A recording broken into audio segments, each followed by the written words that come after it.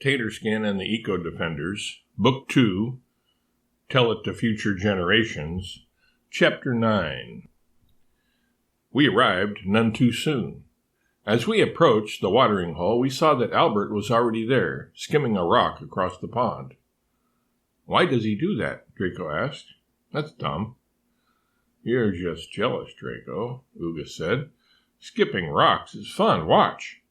Uga hopped, skipped, and jumped over to the edge of the pond, picked up a handful of stones, and began slinging them sidearm.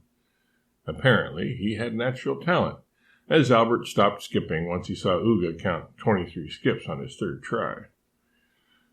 "All right," Albert said to us as he turned his back on the small lake and faced us. "What have you come up with?" But then, as a couple of us had just opened our mouths to speak, Albert continued speaking without pausing long enough for us to make a reply to his question. "I want to put an end to the KKK. A little irritated that Albert had asked for our input and then immediately started talking about what was on his mind, Draco rather huffily interrupted. "Who or what is the KKK? "Racist, murdering, lynching cowards," Albert said. "Who also had atrocious fashion sense," Alexis added. She seemed to know something about everything, and, as many of us do, has strong opinions about it.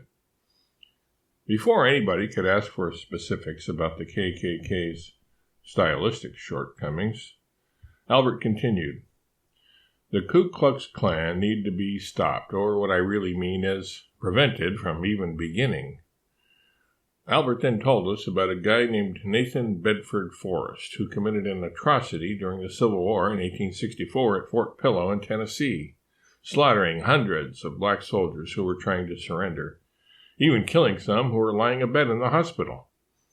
Not only that, this villain had not even spared women and children. "Let me at him," roared Stripes and Rory simultaneously, extending their claws and lashing out at an imaginary foe in front of them.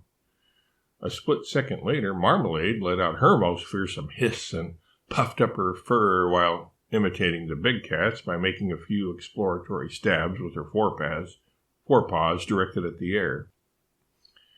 "That's terrible and should be stopped, but what does that massacre have to do with the Ku Klux Klan?" Ocero asked, deliberately mangling the name of the group. "Nathan Bedford Forrest eventually became the Grand Wizard of that group of slack-jawed miscreants," Albert answered. "So, by stopping that Pillow guy in 1864, we will prevent him from supporting the KKK later?" Giles asked. "Precisely, my friend," said Albert. "Were there other massacres during the Civil War, prior to that?" Robet asked. "Sure, lots of them. A slew. Scads. But if both sides were massacred, the events weren't called massacres. In that case, they were simply referred to as battles," Albert said. "As a good example of a bad example of a battle, take Antietam," Alexis broke in. "Anteater?" Chubbawamba interrupted.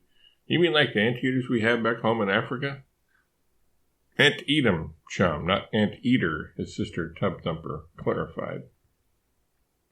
"Anteatam? Ants eat who?" Terry said. "I saw anteaters back in prehistoric Germany, but all they ate were ants on logs." Albert, growing impatient with all the sidetracking and digression, made an irritated gesture. "What Alexis is talking about is a place called Antietam. That's where a big battle took place. More Americans died that day than at any other time in history," Alexis informed the group. 23,000 humans, and even more animals. The African gray parrot let this statistic sink in. "So let's go to Antietam and stop that battle from happening," I proposed. "How would that be done? What could we do to stop it?" Rinky asked. "Gentle persuasion," Stripes said, with the cat that ate the canary look on his face. "Not that he would literally do that. Eat a canary, that is." "Good idea," I said. "We could recruit a few of the indigenous animals in the area, intimidate the soldiers, and force them to lay down their arms. And their legs, too," Terry added. "I mean their weapons," I explained to the pterodactyl, "not their literal upper extremities. But it's the generals of the armies who need to be persuaded to lay down their arms more than the rank and file among the soldiers, Albert said. Most of the regular soldiers would just as soon go home to their farms and their families anyway. It's the leaders, those little souls who thirst for fight, who were born to drill and die, who believe in the virtue of slaughter and the excellence of killing, who need to be convinced of the advantages of sparing the lives of the combatants on both sides, so that they don't end up with a field where 23,000 human corpses lie. That's a great idea, but how do we accomplish it? Rovette asked.